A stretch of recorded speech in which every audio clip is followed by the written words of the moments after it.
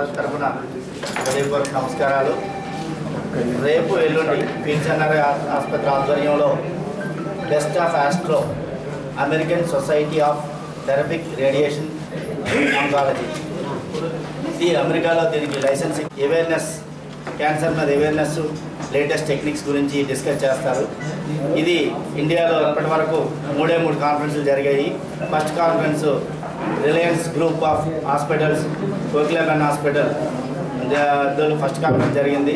Second thing is prestigious hospital in India Medanta in Delhi. Third దీని గురించి ఇనీషియల్గా మాకు తెలీదు, బట్ తర్వాత దీన్ని తెలుసుకున్నాక ఇటువంటి పెద్ద ఒక కాన్ఫరెన్స్ మన విశాఖపట్నం లాంటి 3 టైర్ సిటీకి రావడం చాలా అరుదైన సంఘటన.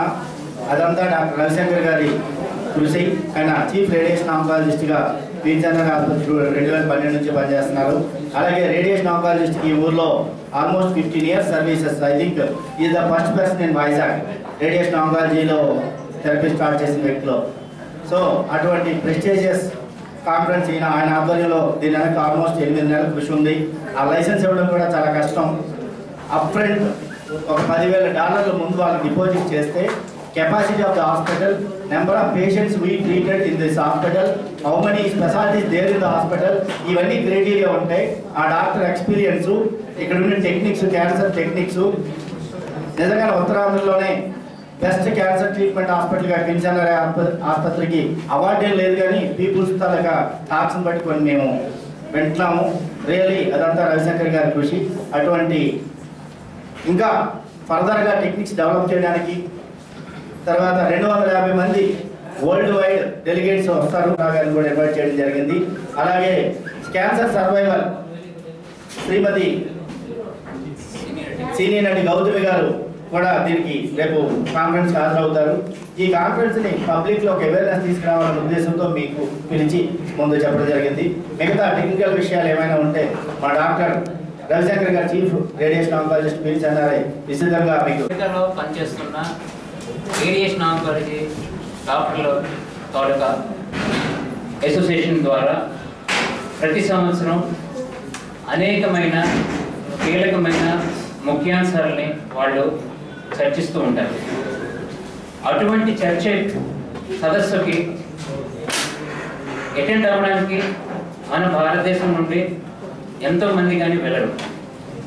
ముఖ్యంగా చూసుకున్నట్లయితే ఒక 20 నుంచి 30 మంది కన్నా ఎక్కువ వెళ్ళరు.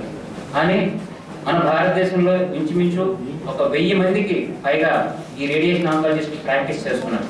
సో వాళ్ళందరికీ ఈ అమెరికా సదస్సులో జరిగిన ఇన్ఫర్మేషన్ని మనం ఎలాగ వాళ్ళకి పొందుపరిచి ఇవ్వగలము అనే విధంగా ఆలోచించి ఈ ప్రయత్నం బెస్ట్ ఆఫ్ ఆస్ట్రో అనేది జరిగింది.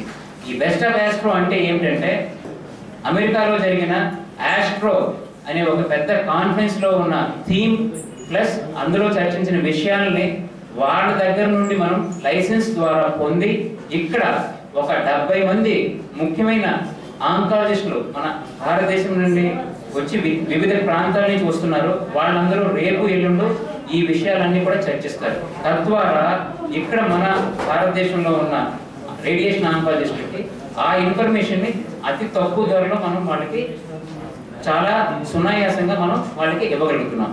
ఇది ఒక ముఖ్యమైన విషయం.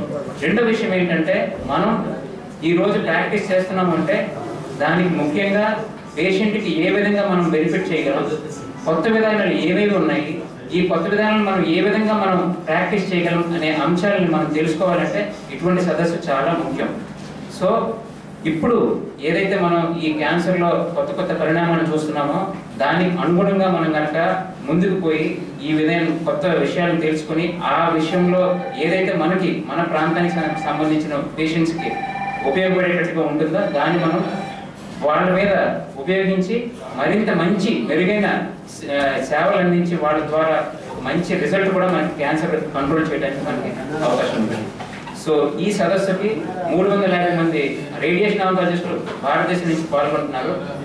అలాగే వివిధ ముఖ్యమైన cancer hospitals like SGPJ Lucknow, TMH Mumbai, AIIMS, అలాగే Adyar cancer hospital, CMC Vellore, అలాగే మన కిద్వాయ్ మెమోరియల్ హాస్పిటల్, ఇలాగా అన్ని ప్రాంతాల నుండి కూడా సౌత్ నార్త్ ఈస్ట్ వెస్ట్ అన్ని భాగాల నుంచి కూడా అందరూ చాలా ఎక్స్పీరియన్స్ ఉన్న డాక్టర్లు అందరూ కూడా ఈ ఒక సదస్సులో పాల్గొనడం అనేది జరుగుతుంది. సో ఈ ఒక సువర్ణ అవకాశాన్ని మన వాళ్ళంతా ఉపయోగించుకుంటారని నేను ఆశిస్తున్నాను.